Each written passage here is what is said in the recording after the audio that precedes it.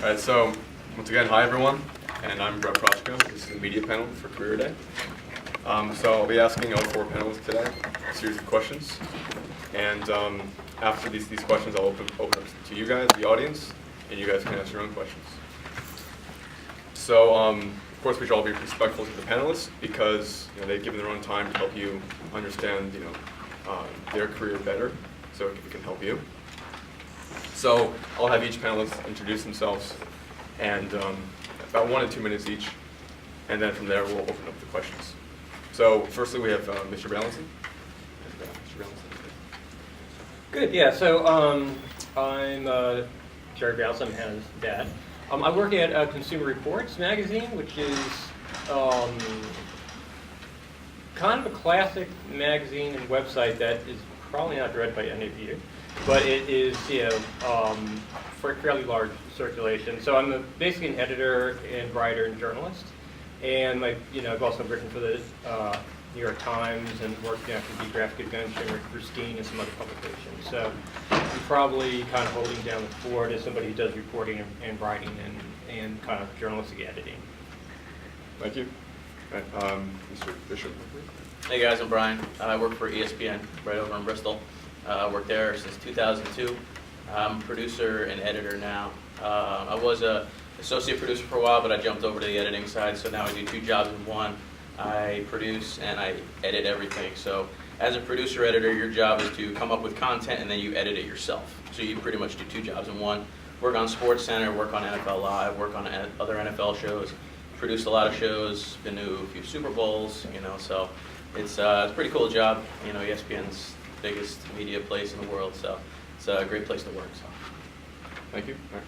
Mr. Stanko. My name is Jonathan Stanko. I'm Sophie's brother, if you guys know Sophie. I'm Assistant Director of Athletic Communications at Iona College, so I oversee media duties or media communications for a multitude of our Division I athletic sports, as well as I manage our social media, and I do play-by-play broadcasting, color commentary broadcasting, and other on-air talent for our athletics department. Thank you. Mr. Pekovich. Good morning. I'm Mike Pekovich. I belong to Anna Pekovich in the back row. She's carrying the proud family tradition of sitting in the back.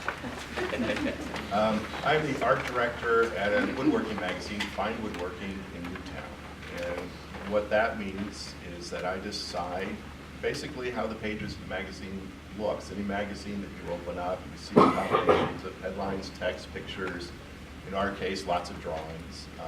I'm the one who sort of figures out how to arrange all that information to tell a story in a very sort of logical and intuitive way. And it's a blast. Enjoy it. Thank you. So we'll begin the questioning. My questions first, and then of course yours. So I'll start with a pretty broad question, then move into some more specific questions. So this is a question for all the panelists. What advice do you have for people interested in pursuing a career in media? So anyone who wants to start first can start. Get a short response, about 1 minute from each, and then we'll move to specific questions. I would say media, that term is like changing really rapidly. So what media means now is very different from what it meant 10 years ago, where it used to mean newspaper, radio, television, magazine. That was it. And now I think all of you are basically media savvy. Anybody that owns a smartphone and is posting on Twitter or Facebook or Instagram, you're creating media. So even the term of what media is, basically the way to create information and the way to dispense information is changing rapidly. So while it's a little bit scary if you currently have a job in media, it's really exciting, I think, if you're a student and you want to sort of study that. Thank you. Yeah. Yeah, that is very interesting what media is. So obviously, like anybody who is a YouTuber that you follow is in media. That's, when they're possibly doing really well. I can just talk about the journalism aspect of it.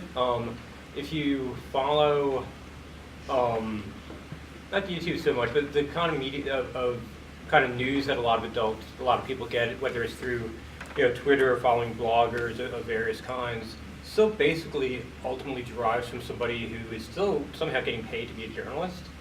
And the path for that, there used to be relatively You kind of used to know, I mean, this is before I even started, there was a time when if you wanted to do journalism, you got a job at a small town newspaper, and then you know, even if you wanted to be a magazine journalist, that's kind of what you did. Then there was a time that you worked in magazines and kind of became a fact checker or researcher at a magazine, whether that was National Geographic or the New Yorker. I used to work at Popular Mechanics, and we had people who came up and did that. And now it's kind of weird because those jobs don't exist as much as they used to, but the total amount of journalism being done is huge. So there's kind of this weird thing where it's like this golden age of journalism and kind of a bad time to be a journalist. But things will be continuing to change. So I think if you actually want to do reporting and journalism, the path forward is actually not that hard to see at your stage. Anybody that is going to be doing that, you just have to get started. I mean, when you go to school, when you go to college, work in the school newspaper, if you're interested in radio or TV, work on the local channel. And even if you were, I mean, I know of people who are blogging on Engadget, Gizmodo, and other tech sites who actually are, I mean, there's a couple of people who are in high school, and there's definitely people who are in college who do that. So I think knowing where it's going to go is difficult, but knowing how to get started isn't that hard, because basically the coin in the realm is being able to report and write and show that you've done that. Thank you. I think from a television standpoint, like they said, like media is changing a lot. Like social media is everywhere now. Like every YouTube video, and now it's the digital age, and everything's on. You can find it on a smartphone everywhere you go.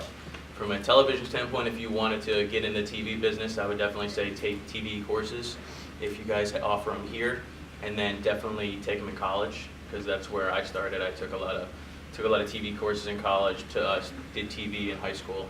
I got an internship with the New York Giants during college, which was a lot of fun. So that taught me everything that I know to this day. But definitely, like, internships are the way to go, especially in television, because you can learn so much just by, I mean, you won't make any money, but you know, you'll eventually make money. So, but that's the biggest thing is internship, which is always a good thing. I know ESPN does internships also. And then eventually after your internship, you could get hired, you could get brought on. So that's definitely like the benefit of an internship is you learn so much. So definitely do a lot of TV courses in high school, TV courses in college, just like what he said, do your local broadcast TV station if you have it, and then go from there. Oh yeah, I would say the big thing is with media diversifying itself, you need to diversify your talents, and the best way to do that is internships, as you mentioned. You need to make sure that you not force yourself, but make sure to ask to be part of different aspects of media. You need to learn how to write, because even if you're going to be on-air talent, you need to learn how to write a script and write a log line. You need to learn how to do stuff like that. Social media, you need to learn how to do that properly. You can't focus on one area of media anymore like you used to be able to. You need to be able to do multiple things. And if you're able to do that, people who are looking to hire someone, they're going to take someone who's more diversified in many areas than someone who might be just really good at one area. But if you can touch bases in 5 different circles and help multiple people out, I think that'd be a huge plus. And that's something I would definitely look to do. Okay, thank you. So, Mr. Pekovich, you talked about taking television classes. And so what education do you think is necessary or useful for your career? Mine was University. Mine was they had a TV courses in my college. So they would just give you a bunch of different assignments. They would teach you about the camera. They would teach you about writing treatments. They would teach you about just make you do like PSAs, public service announcements. Just make you do certain projects, and that would kind of get you set for just learning the basics of what it takes to do television production. But what he said, you know, like you got to learn how to write scripts. You got to learn how. You got to become proficient in writing.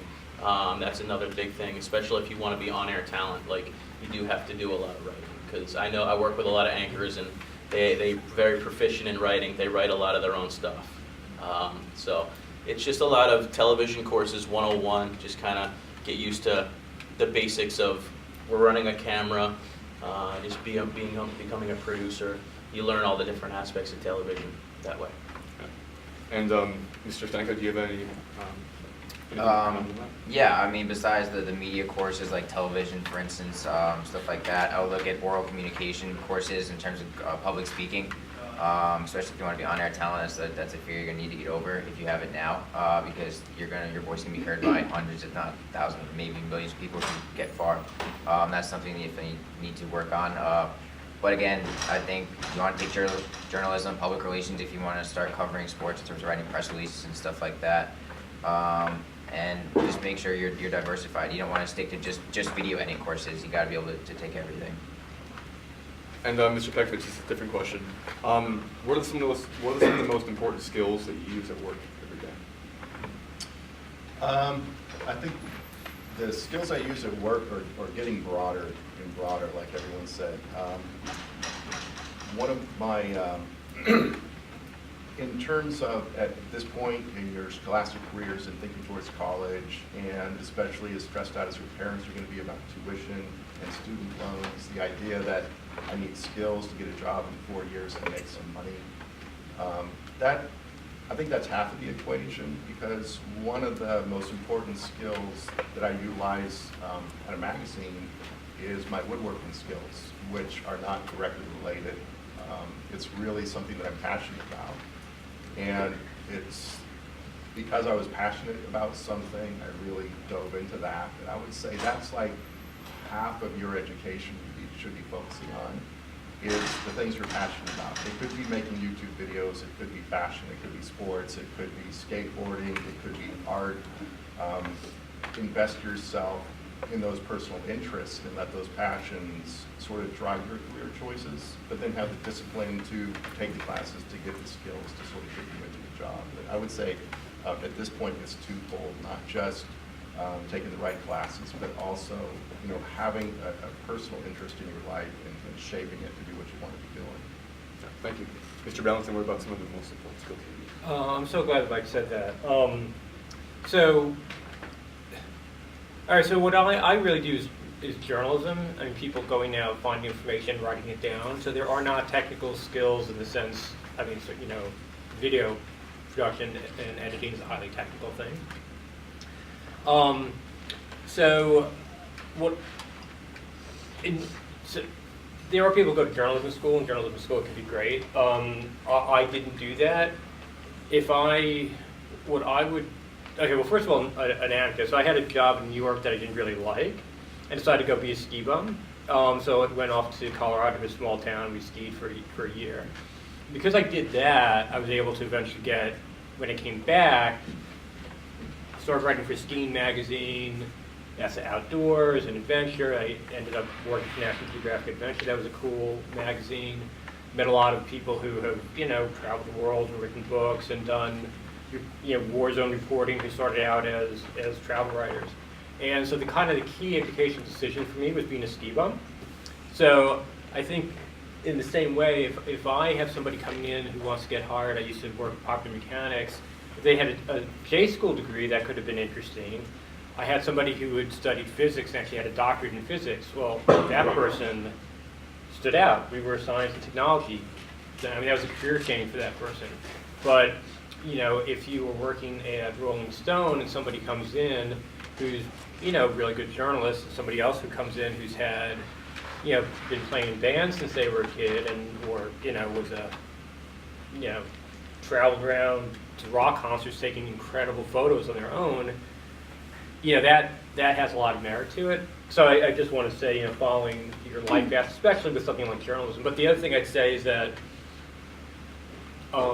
sometimes I'm amazed at how good really young people are at writing and reporting, and sometimes I'm kind of amazed at how few competent, really good reporters and writers there are.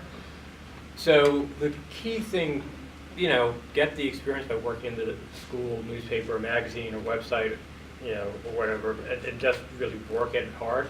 A number of people go out and do exhaustive reporting and then work really, really hard in their writing. It's just not that great. It's like kind of, there just aren't that many people who are great at this. And when I've known writers who have been, the subject of envy for people because they, had a lot of cover stories in Sunday Times Magazine or things like that.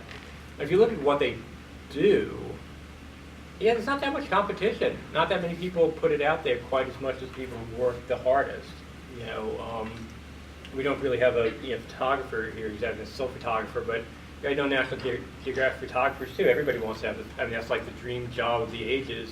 There aren't that many people who work as hard at it as the people who succeed, and so I think there are technical kind of skills, but I think just really working hard at it and pursuing things that you're actually interested in, is very important. Thank you. So, Mr. Stanko, what's the hardest part of your job? Hardest part of my job.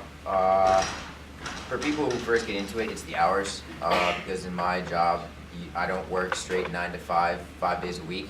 For instance, I was just in North Carolina for 5 days, and I worked from 7 a.m. until 9 p.m. every night, covering our women's basketball team because we were in a tournament.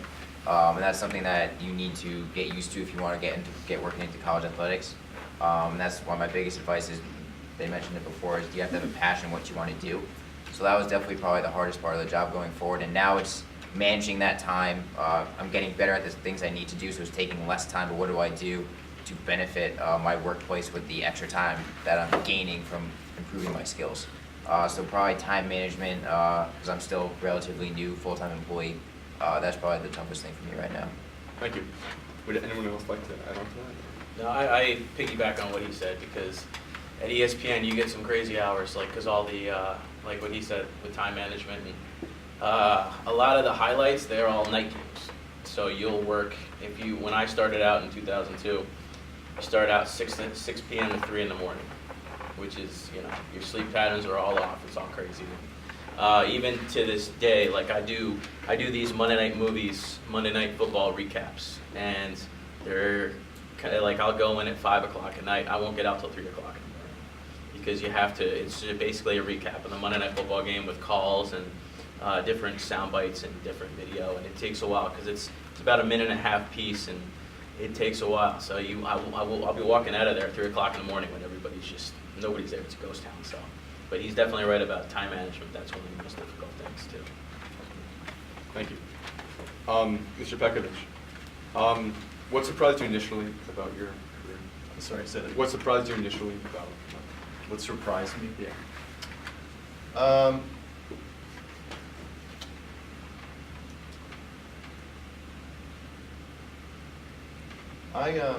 The magazine I work at, it's called Fine Woodworking.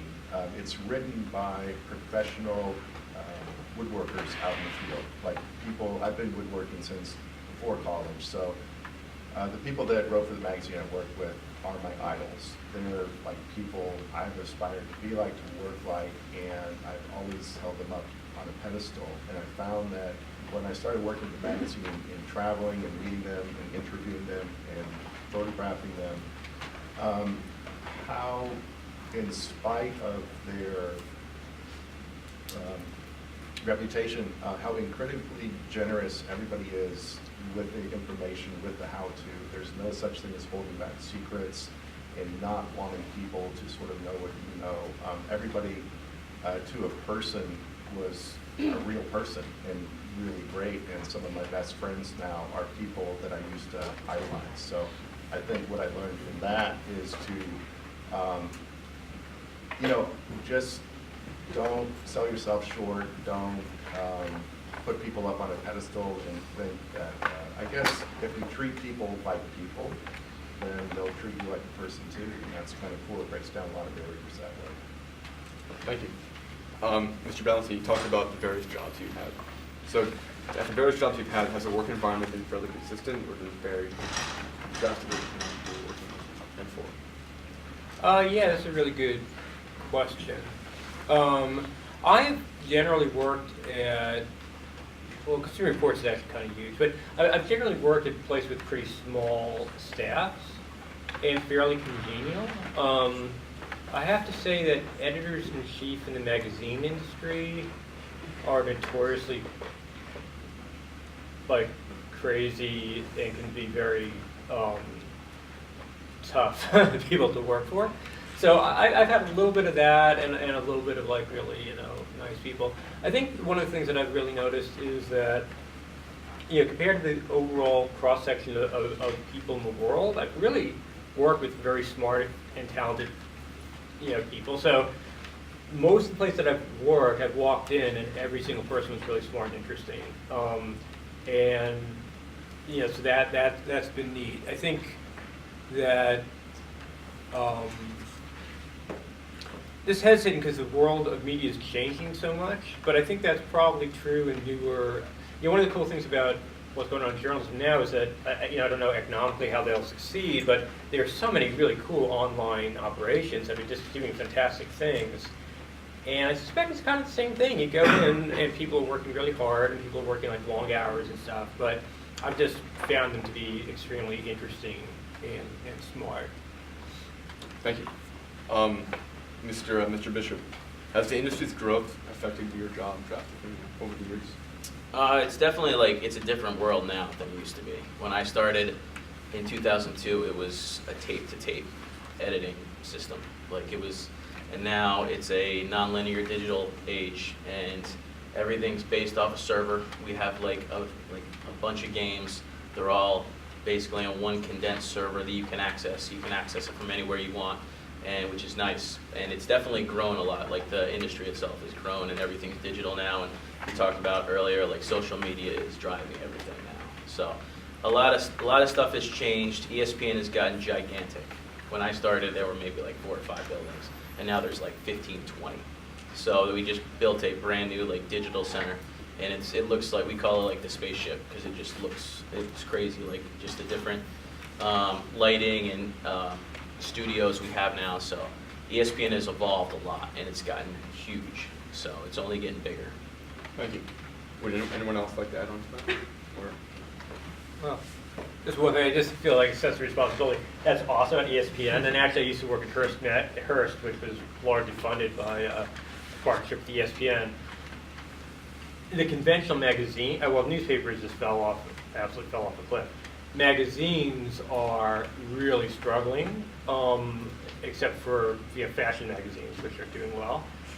Very different from the ESPN model. And I do have to say, I don't know what the world will be like in 10 years. This is definitely economically a challenge point definitely in any kind of written journalism, newspapers, magazines, and even good online sites that depend on the written word are definitely having, struggling. So it's just something to be aware of.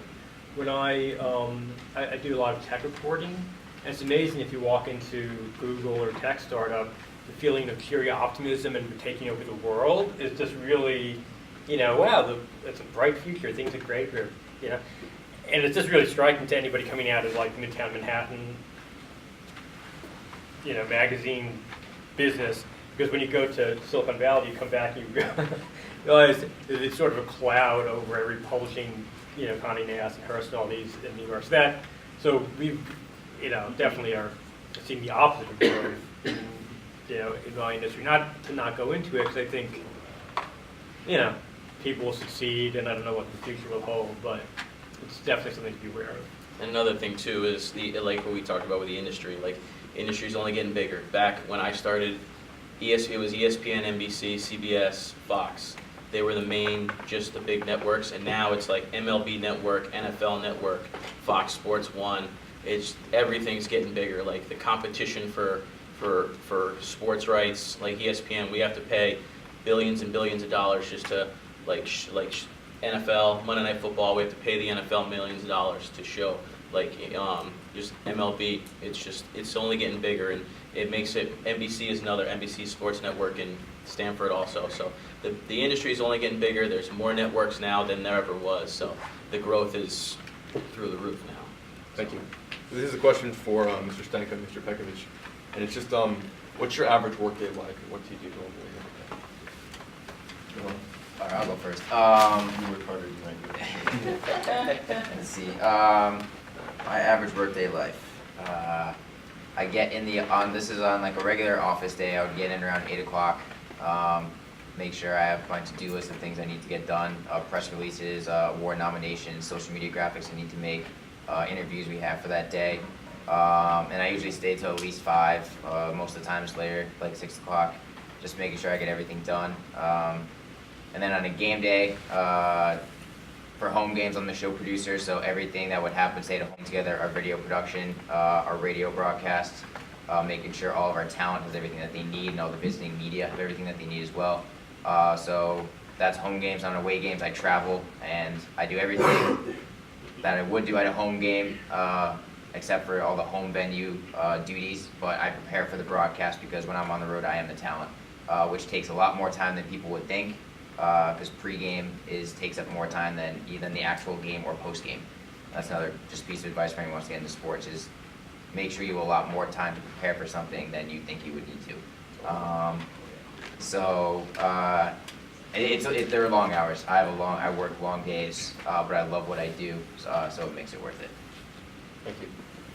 Yeah, I mean, that's a good point. I think no matter what you do, you're gonna spend a lot of time doing it, so if you like it, and it's not really a job. For me, I work in a little cubicle in front of a computer, so half of my day is really spent crafting magazine pages. Literally 2 pages up on my computer, moving pictures around, coming up with drawings, scanning those in, making a magazine.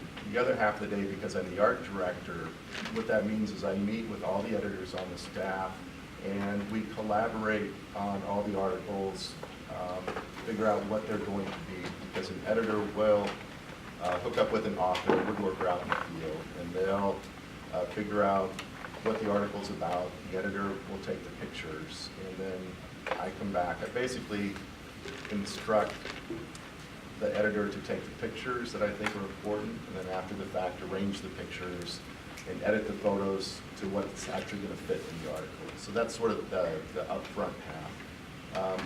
That's the really hard part for me, but it's a good investment, because once that part is done, actually laying out the pages is really fun and easy. So that's my official work day.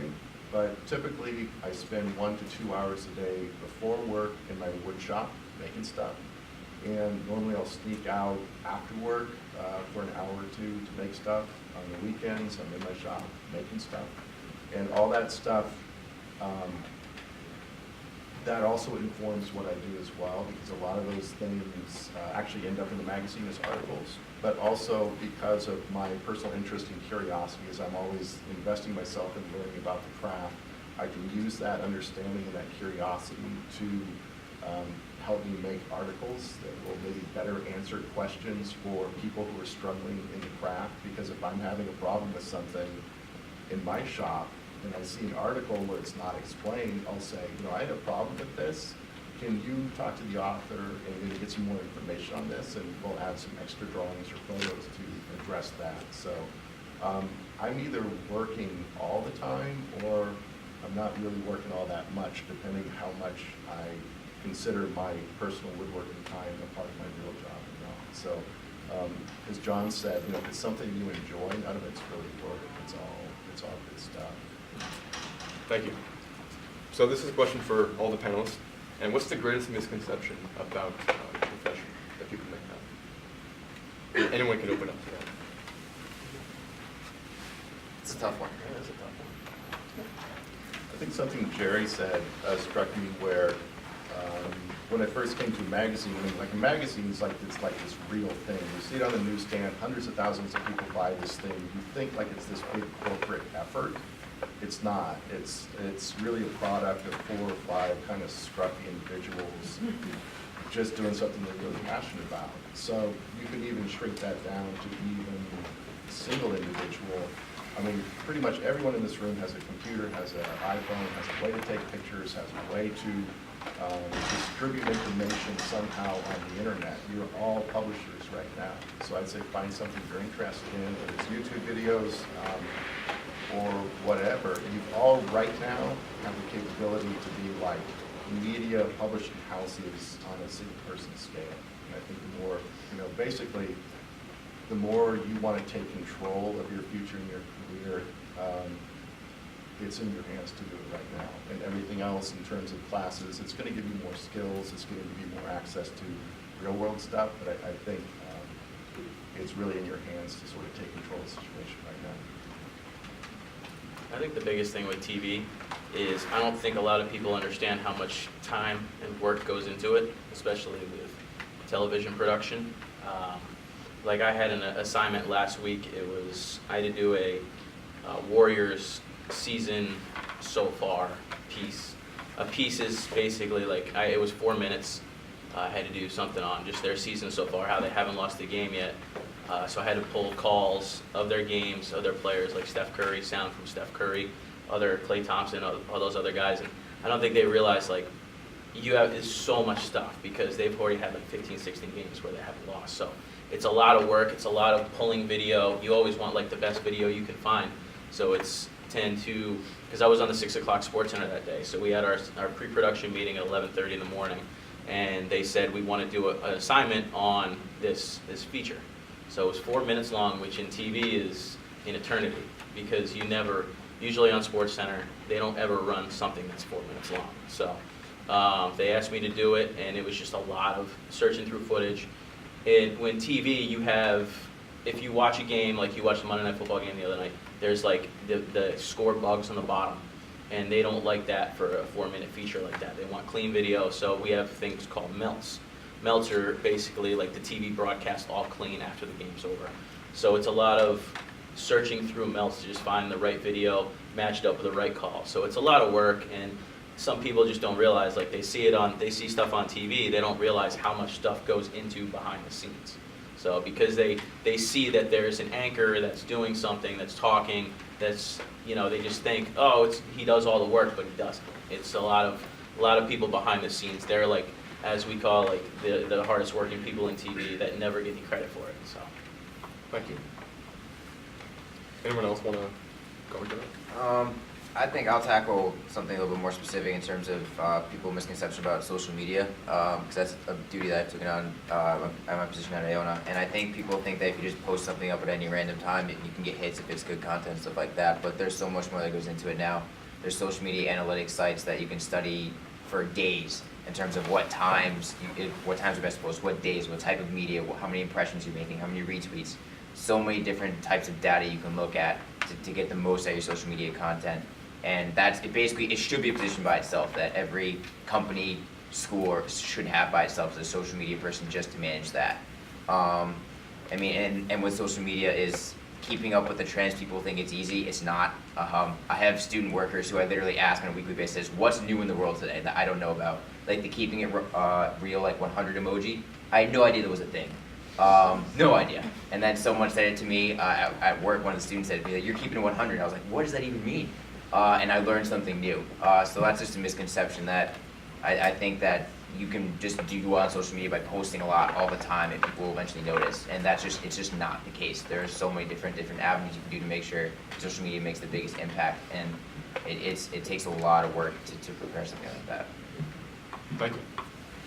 Mr. Balancing, what did you wish you knew about your job before you entered into it? What was like one thing you wish you knew? First, I just want to really quickly respond to something. So, yeah, social media editors exist. So, who'd have thunk you can get paid to do that. So I just wanted to, even Consumer Reports, which is sort of a very big brand, but a Creekfield brand, we have a team of social media people, and they, so it is a job. I'm sorry, what were you asking? What did you wish you knew about your Oh, what job? I wish I knew? Yeah, there was, I think the main thing I wish I knew was that you can, especially if you're in college, right out of college, you can actually, if there's some place that you'd love to work, you can go and try to work there. And I think that what I mean is, like, I had a couple of different jobs that were sort of like had trade magazines and stuff, and they weren't that cool. And it turned out that I was working equally hard and writing equally well as if I'd worked at my dream job place. So, and I'm kind of thinking, what you were saying. You could say, wow, I want to get into TV. I better go to some little station upstate New York and just try to get some entry-level job. But I would definitely say, well, first, hit up ESPN.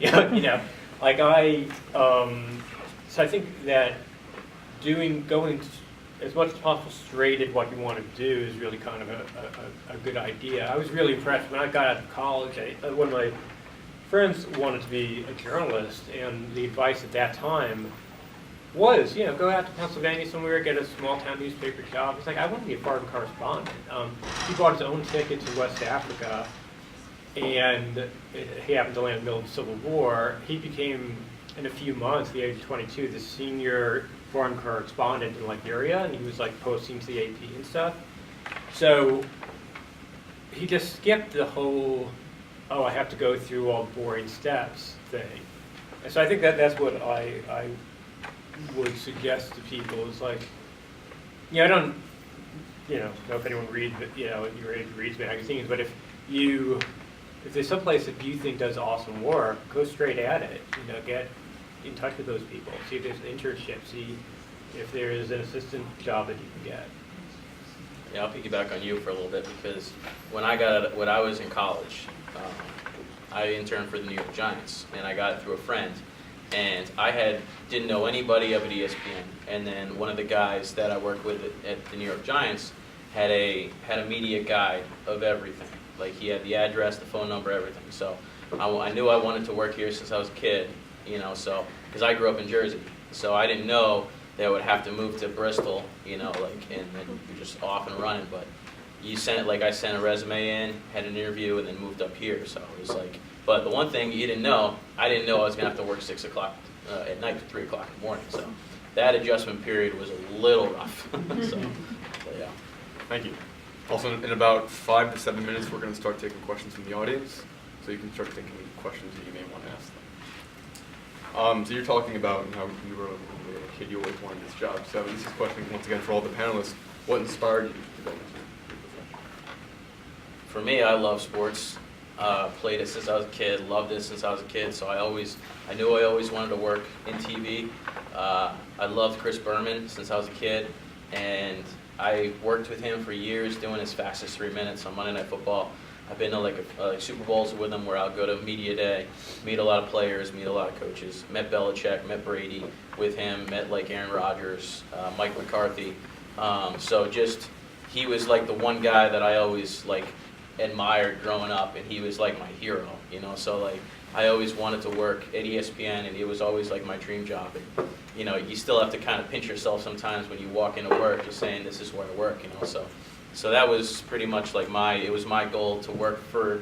I love sports, so to work for one of the biggest sporting companies in the world is pretty awesome. So. I'll take it next. Ever since I was a kid, I loved play-by-play broadcasting. I did it in my backyard when I would throw footballs to myself, and I'd say, Tom Brady throws it to Julian Edelman for the touchdown or whatever.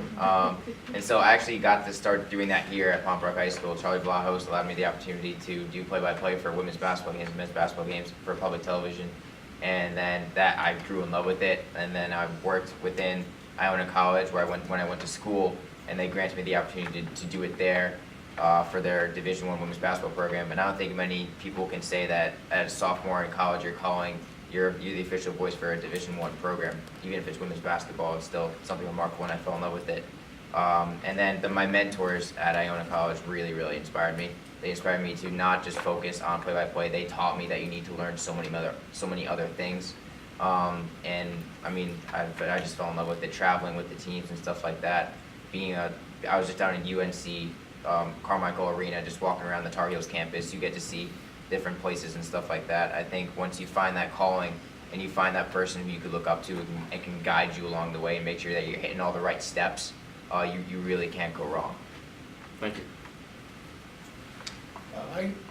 I ended up, oddly enough, in what I consider to be my dream job, working at Woodworking Magazine, which might be kind of strange to a lot of people, but for me, I really like it. And I think if I had set that as a goal early on in college, I don't know if I would have gotten here. And what got me here was what I considered to be a lot of false starts. And that I went to art school, wasn't really liking it. I found myself in a wood shop at art school and said, oh, this is really cool. I can get grades for this. So I got into the furniture making program. Later, I really liked drawing and painting, and I started a band when I was in college. And so out of college, I was playing in a band for a while. So I thought, well, I went from woodworking to drawing and painting. Now I'm in a band. Now I want to get a real job, so I'm going to go back to school for graphic design. So, kind of all this okay, now I'm doing this, now I'm doing this, and it kind of felt like I wasn't going anywhere. I was just sort of restarting. But then once I got out of graphic design school, I got a job at Vans Skateboard Shoes as a graphic designer, not because of my graphic design skills, because when I was a band, I really liked making posters and flyers and t-shirts and that kind of stuff, and they really liked that artwork. So being in the band got me the job at Vans. Vans got me experience as a graphic designer, and then when I went to Finally Working Magazine, I had not only experience in graphic design, but I also had woodworking experience from when I was in college way back when. So basically that entire winding trail led up to a really, really good job. So, you know, again, you got to be really brave or really irresponsible, but I think as long as you're following what you're passionate about and you go at it 100%, and the minute you stop being passionate about it, find something else to be passionate about and go at that 100%. I think no matter what you're doing, as long as you're working really hard and investing in yourself, you're moving forward, even though it may feel like you're not getting anywhere. So trust that. Thank you. Mr. Valentine, you have anything to add? Just that this was really interesting to hear. No, I think I had much more like my just kind of wandering career path. I don't know how I got here really, but it was kind of one thing after another. Like I said, after college, I got a job at a place that was doing publishing because I felt comfortable with those people and I knew someone who, you know, hooked me up. Didn't like that. Like I said, we went and, you know, were ski bums. Came back. It was really awesome. The skiing magazine happened to be in New York. Who would have thought? That worked out. You know, then sometimes I've, you know, followed individual people who, you know, called me up and said, "Hey, I'm working at this cool place. Maybe you want to come here." So I think that, you know, it's been sort of a wandering thing. I always imagined that it would be great to know what your passion is, and at the age of 17, say, oh, this is exactly what I want to do. I think that's very fortunate, and some people do have that. I think for a lot of people, it's what am I somewhat interested in, pursue that, and see where that goes, and then be willing to switch course. You know, I really, some people do, and I think it's really lucky if you just know when you're, you know, 17 or 18, this is what I want to do. I think for the majority of people, it's much more, you know, trying not to be too scared and trying to give yourself time to kind of trust that if I do something that seems cool and it no longer seems cool, and I find something else that seems cool, and work hard at each of those things, that, you know, you'll gradually get into some place that makes sense. And that's basically, you know, how my work life has gone. Thank you. Are there any questions from the audience that they would like to ask? Griffin? Mr. Bishop, what would an internship look like today? If I went to, like, say, ESPN and I said I want an internship, what would that look like? What would I be doing? You would actually learn a lot. Like they would put you in highlights.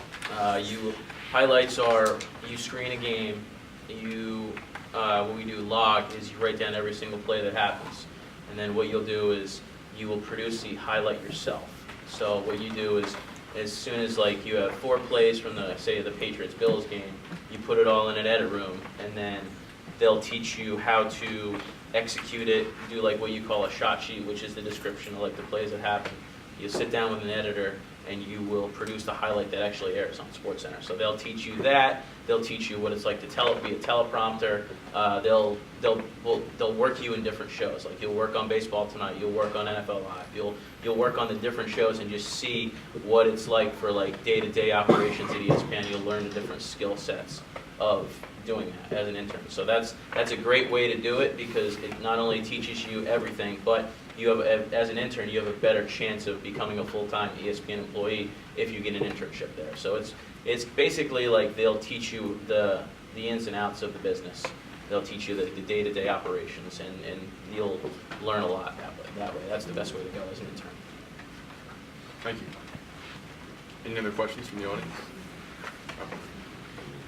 It was interesting to hear about the growth at ESPN because what we hear in the news are the layoffs. Oh, yeah. Oh, yeah. So I'm just kind of curious, what areas have the growth versus what areas are they cutting back on? It's the layoffs were difficult because there were a lot of layoffs a couple years ago because what I was talking about before is the rights to like broadcast all the events. What happens is that you have to pay the NBA, say like $5 billion.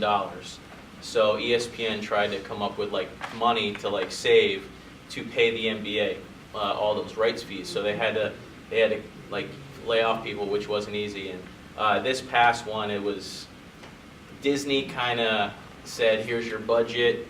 It's up here." They kind of have to cut it in half. So it's difficult with the growth sometimes because of you have your budgets, and this layoffs were more to the people that make a lot of money.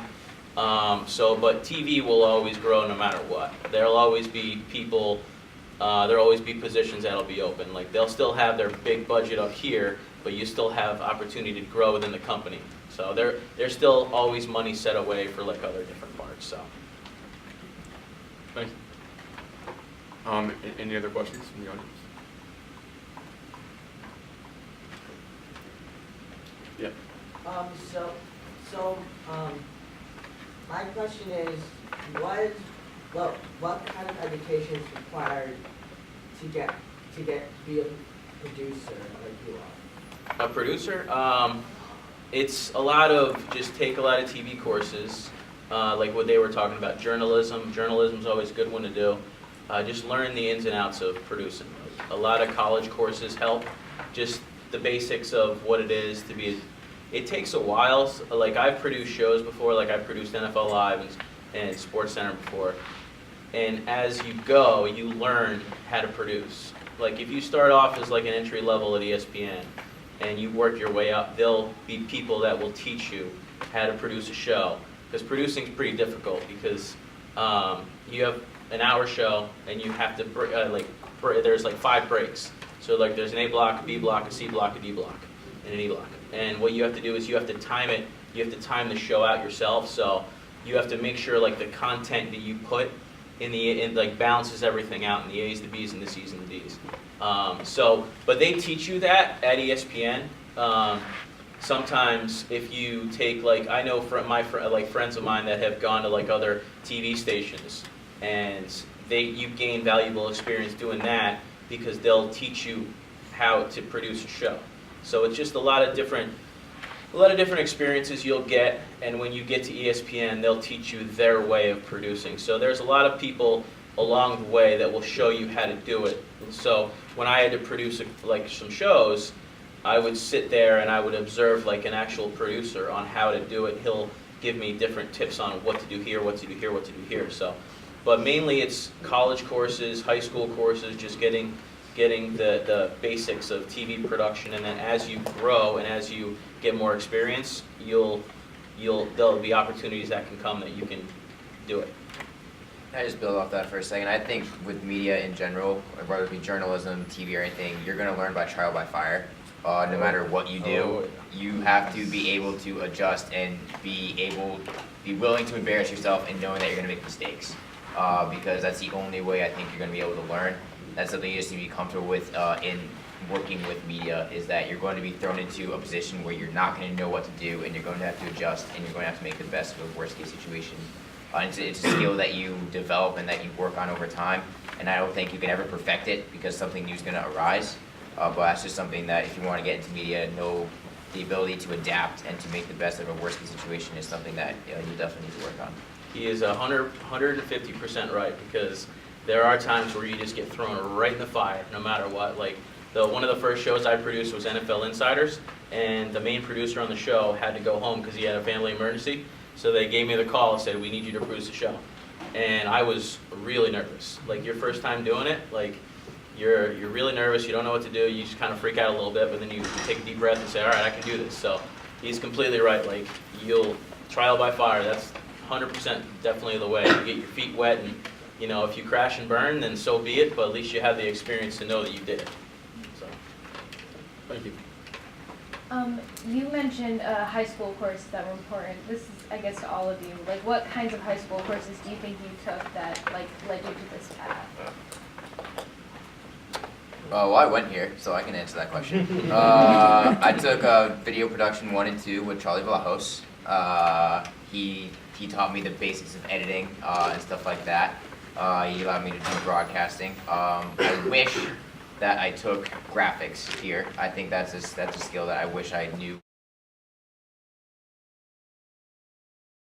They'll teach you editing, because I learned a little bit of editing when I started out, and then I didn't have to edit for the longest time. But when I switched over to the editing side, my head was spinning like 1,000 times because I thought I knew a lot about editing.